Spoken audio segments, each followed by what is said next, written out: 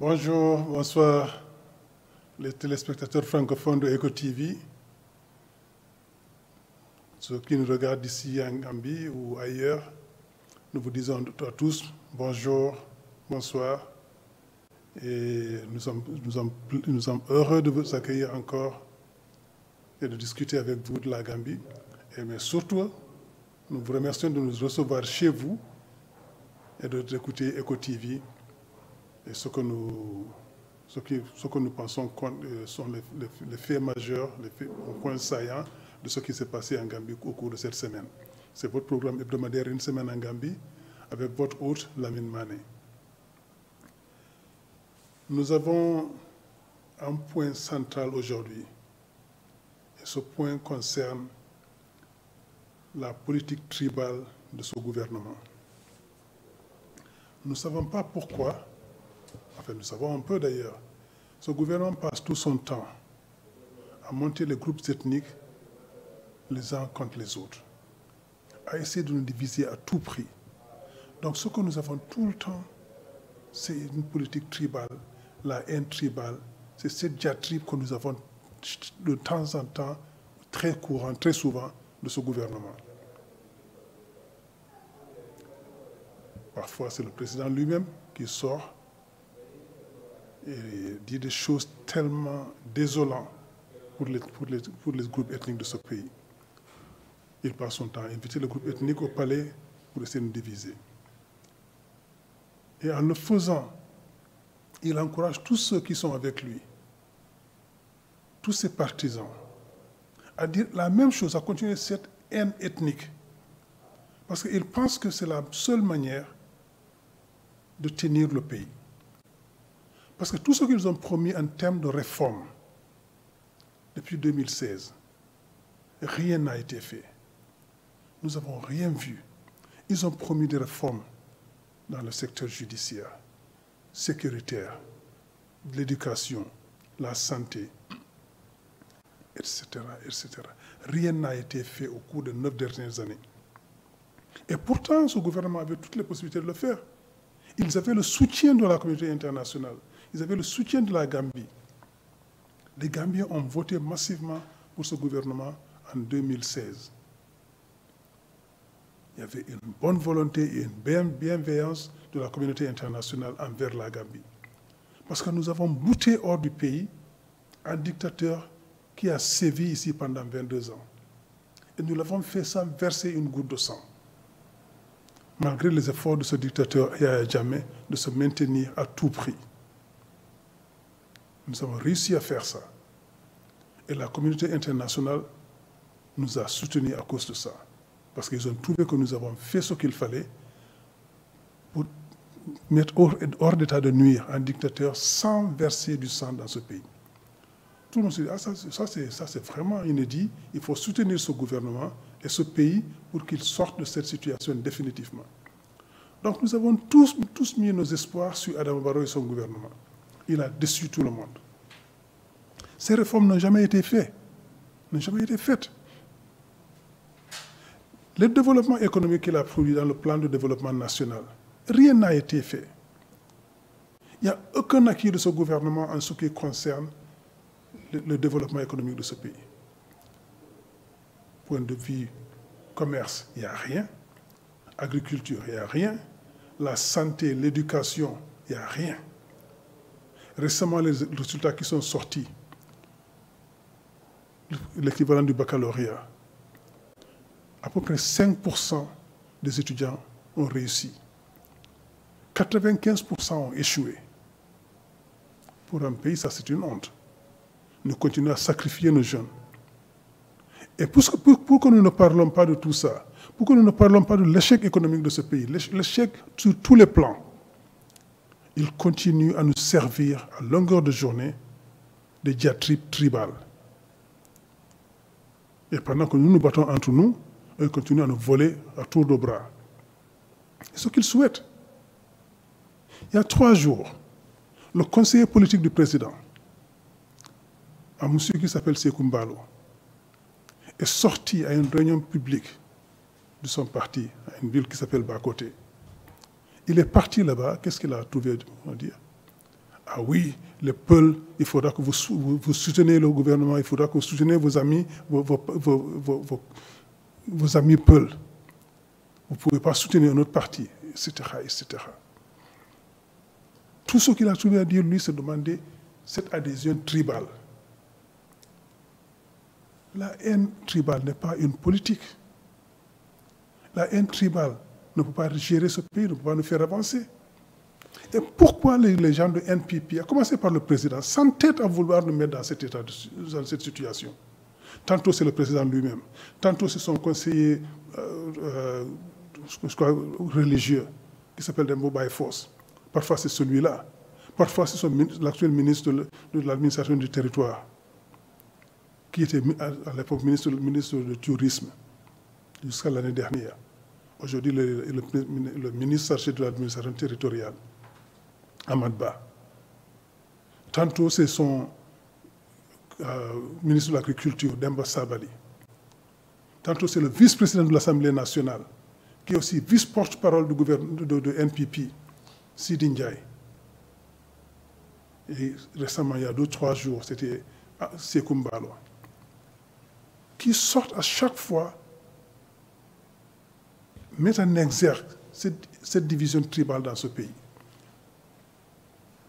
Monter en épingle l'adhésion tribale pour essayer de nous faire, pour que nous devions des chiens de faïence, et pendant ce temps-là, eux, ils continuent à nous voler.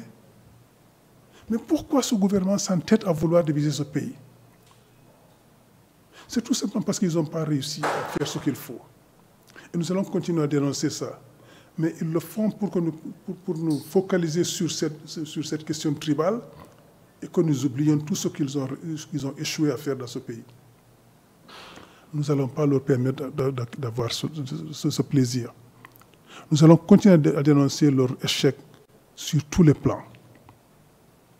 Aujourd'hui, tu vas dans les hôpitaux gambiens, tu trouves les malades et les accompagnateurs de malades couchés par terre.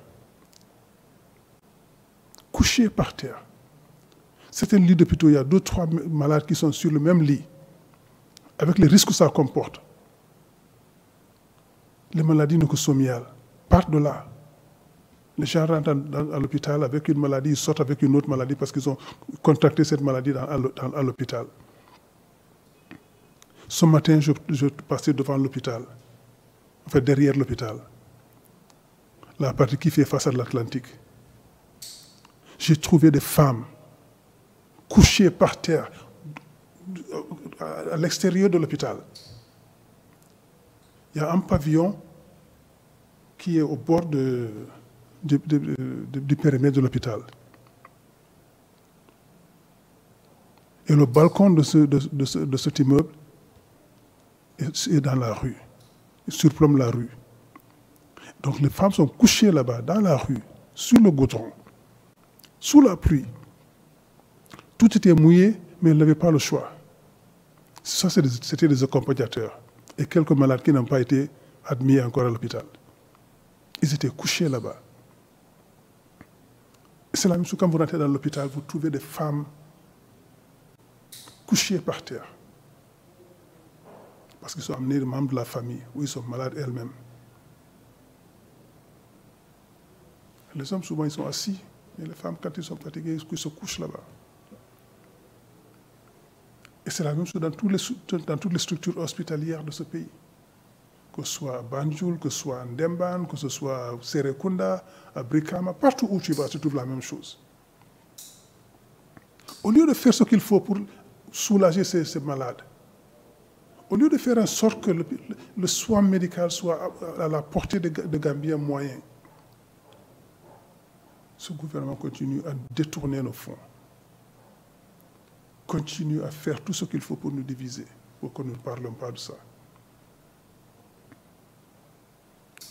Comme je disais, quand moins de 5%, à peu près 5% de la jeunesse réussit au bac, c'est une génération sacrifiée. 95% des élèves de l'école publique ont échoué. Ça, c'est une honte. Ça, c'est une honte. L'agriculture, Aujourd'hui, un sac de semences d'arachide coûte 12 000 dalasi. Quel agriculteur gambien peut se permettre de payer ça? Très peu. Donc la récolte pour cette année va baisser davantage parce que les gens n'ont pas les moyens d'acheter ces semences. Alors, qu'est-ce qu'ils font? Ils commencent à cultiver du sorgho, du millet, du maïs, etc. parce qu'ils n'ont pas le coup de quoi acheter les semences d'arachide. Et c'est avec ça qu'ils vivent. Parce que quand ils vendent leurs arachides, c'est avec ça qu'ils financent leur famille, qu'ils financent les écoles des enfants, qu'ils financent tout ce qu'ils doivent financer. Réparer leur maison, ou construire une nouvelle maison, ou acheter des habits pour leur famille, ça vient de là. Ce sont les cultures de rente, l'arachide, qui leur permet de faire ça. S'ils n'ont pas pu faire ça cette année, l'année prochaine, comment ils vont faire pour payer l'école des enfants, pour payer les frais d'hospitalisation, pour payer le transport, etc., etc. Mais le gouvernement ne se soucie pas de ça. Avant, on avait des structures. Chaque année, après la récolte d'arachide, le gouvernement ouvrait ce qu'on appelait les seed stores, c'est-à-dire les magasins de semences. Les gens allaient déposer leurs semences là-bas. Ils sont traités avec des insecticides pour les protéger. Et on ferme ces magasins jusqu'au début de l'hivernage. Les gens viennent récupérer leurs semences pour aller cultiver. Il n'a jamais arrêté ça. Ce gouvernement n'a rien fait pour ramener ça. Donc les gens, leurs semences, ils ne savent plus où les garder. Ils finissent par les manger. Et donc ça nous pose des problèmes. Et c'est ça qu'il faut changer dans ce pays. Mais le gouvernement ne se soucie pas de ça. Donc l'agriculture est en train de souffrir, est en train de mourir à petit feu. Point de vue infrastructure routière, etc. C'est la gabegie. C'est la structure où on vole le plus d'argent. Donc c'est le seul secteur qui progresse un peu. Parce qu'il y a une surfacturation incroyable. Donc nous n'allons pas nous attarder sur ça parce que ça c'est aussi un secteur où nous contractons énormément de dettes que nous devons payer alors que nous n'avons pas grand-chose en retour. Notre structure NAWEC, qui fournit l'eau et l'électricité à la Gambie, est toujours en difficulté. L'approvisionnement en électricité est toujours très aléatoire. Les structures que nous avons mises en place pour financer l'économie sont soit vendues, soit hypothéquées, soit données en concession. Dans des conditions inacceptables. Ce n'est pas pourquoi, à chaque fois, ils donnent ça, 20% pour le gouvernement gambien, 80% pour les soi-disant investisseurs. Pourquoi? Pourquoi toujours ça? Mais nous savons comment ça se passe. En général, quand ça se passe comme ça, il y a quelqu'un qui reçoit des pots de vin, quelque part, sous une forme ou une autre. Et quand ils le font, bien sûr, ils refusent de publier les contrats qu'ils ont signés avec ces gens-là. Il n'y a pas longtemps, un mois et demi, ils ont signé un contrat avec Afreximbank, où ils ont emprunté 75 millions de dollars. 75 millions de dollars. Et on n'a pas vu le contrat, on ne le verra pas. Parce qu'ils savent ce qui se passe dans ce contrat-là. Ils savent quelles sont les conditions dans lesquelles ils ont signé ce contrat. Et ce contrat, c'est le contrat léonien pour la Gambie, qui nous défavorise complètement.